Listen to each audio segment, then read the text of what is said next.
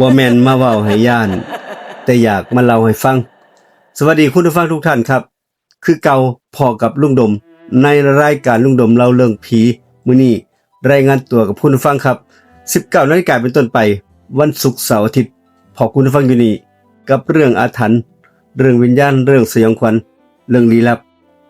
ฝากคุณผู้ฟังกดติดตามกด Subscribe กดแจ้งเตือนเป็นกำลังใจกับผู้จัดครับคือเก่าครับลุงดมเป็นคนเล่าคุณผู้ฟังเป็นคนฟังกับเรื่องจริงเหตุการณ์จริงเกิดขึ้นอยู่นี่ครับเสียงลมพัดวิววิวกระทบกับต้นไม้ในเวลากลางคืนของหมู่บ้านแห่งหนึ่งหมู่บ้านน้อยๆแห่งนั้นของภาคอีสานครับหมู่บ้านแห่งนี้อยู่บ่ไกลจากลำห้วยพ่อบันไดมีทุ่งนากว้างใหญ่หมู่บ้านแห่งนั้นล้อมรอบไปด้วยป่าบักขามขึ้นต้นน้อยต้นใหญ่ชาวบ้านเชื่อว่าในป่าบักขามมองหันมีผีสิงอยู่ทุกคืนวันพระครับชาวบ้านมักจะได้ยินเสียงหมาหอนดังระงมมาจากป่าแห่งนั้นในคืนวันพระเป็นที่สยดสยองเฮ็ดให้คนหัวลุกครับมันคงสิบ่เป็นผู้ใดไปได้ดอก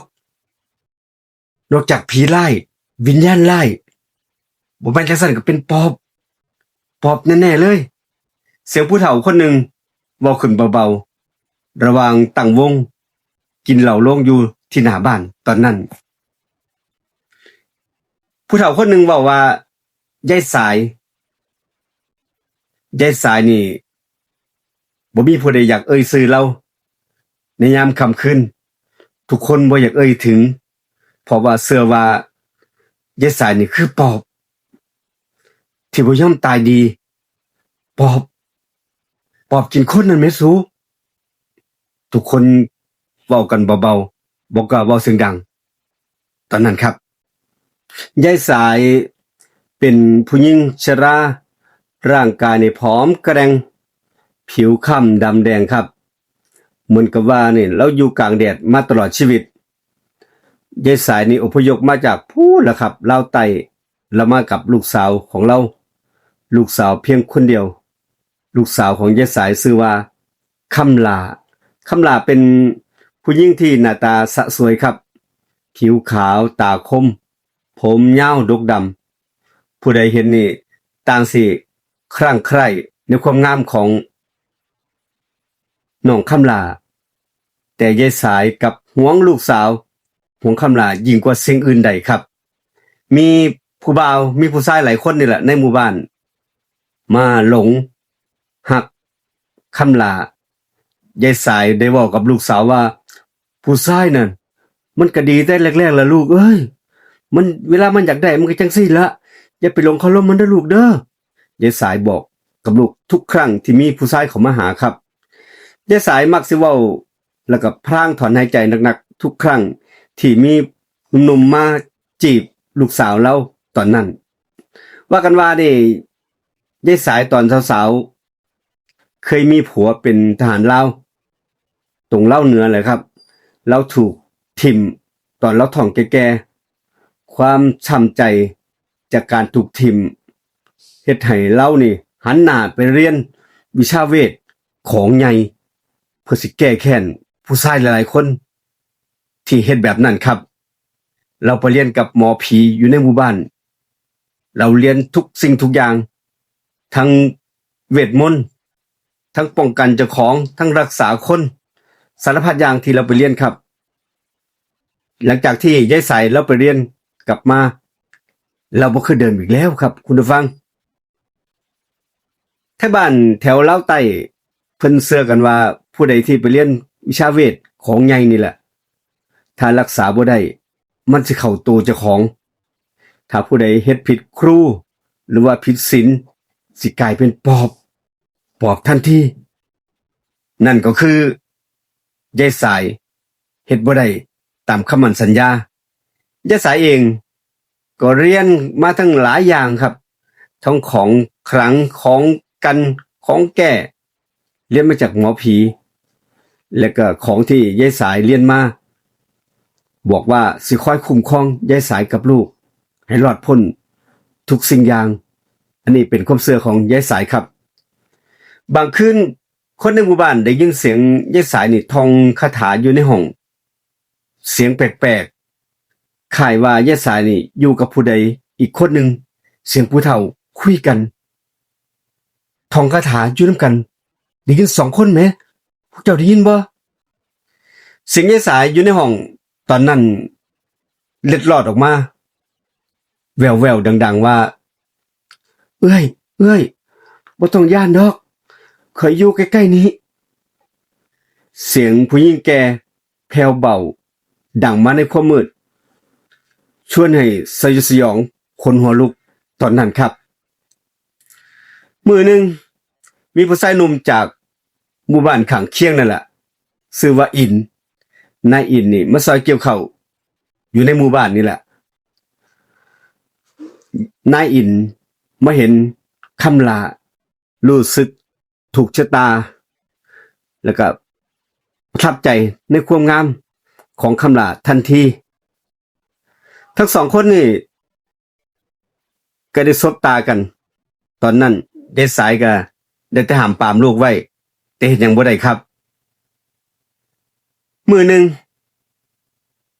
ทั้ง2คนนัดพ้อกันอยู่ใต้ต้นบักขามตรงหลังบ้านนั่นแหละครับอยู่ในคืนเดือนหงาย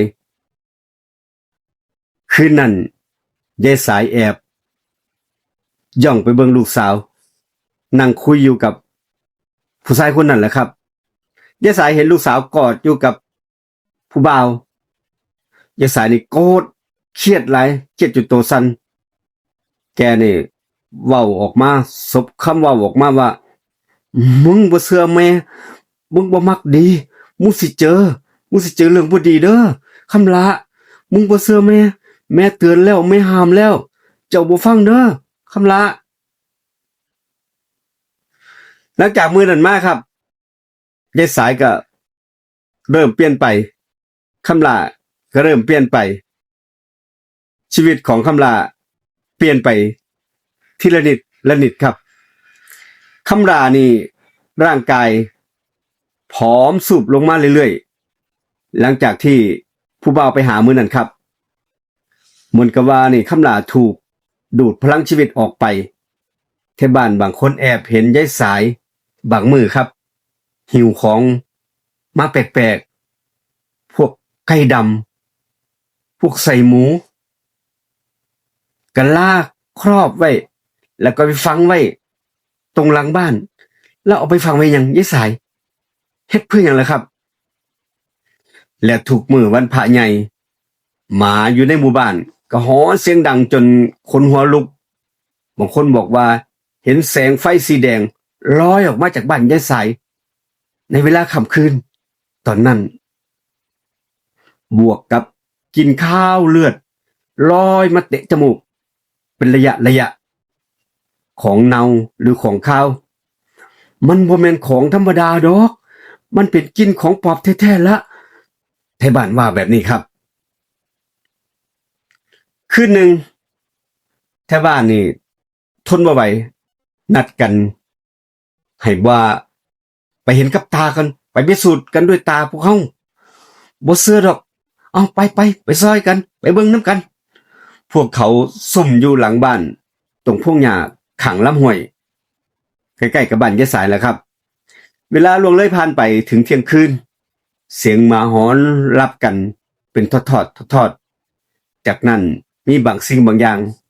ลอยออกมาจากบ้านยายสายหัวของผู้หญิงแก่หิวหัวของผู้หญิงแก่ผมยาวลุงลังลากใส่ยาวเป็นทางแสงสีแดงลากยาวเป็นทางครับมีคนหนึ่งเล่าว่าแทบสิใจขาดกับสิ่งที่เห็นที่ภาพที่เห็นมันคือภาพที่เห็นต่อหน้ามันคือยายสายอีหลีมันคือยายสายอีหลีพวกเฮาแม่นยายสายนั่นล่ะยายสายบ่ต้องสงสัยดอกครับปอบแท้ๆนั่นล่ะตอนเช้าของมื้อนึงหลังจากที่แถวบ้านพากันไปซุ่มเบิ่งฮู้แล้วว่าเป็นยายสายในตอนเช้าของมื้อนั้น ไทบ้านพากันเดือดร้อนหลายย่านหลายร้อนหลายพากันไปหาหมอธรรมประจำหมู่บ้าน หมอธรรมในหมู่บ้านนี่ก็จัดเตรียมหลังจากที่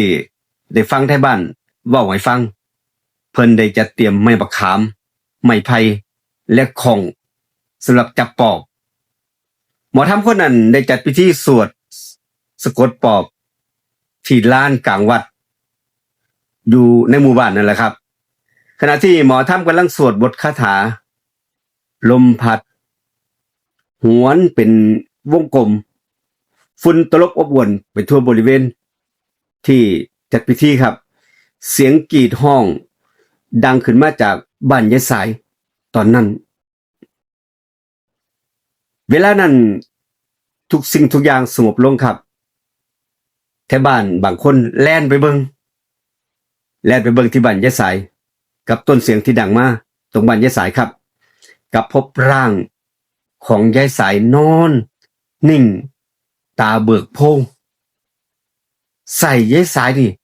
ทะลักออกมานอกท้องส่วนลูกสาวของเรานี่คำลานอนให้กอดศพยายสายอยู่ในตอนนั้นเป็นภาพที่เห็นแล้วเสียสยองครับแม่ของคำลาได้ตายไปกลายเป็นปอบตามที่ประจักษ์แก้สายตาของไทบ้านได้เหลียวเบิงได้แต่สงสารแล้วก็เวทนาครับตั้งแต่มื้อนั้นเป็นต้นมาบ้านหลังนั้นหมู่บ้านแห่งนั้นบ่มีผู้ใด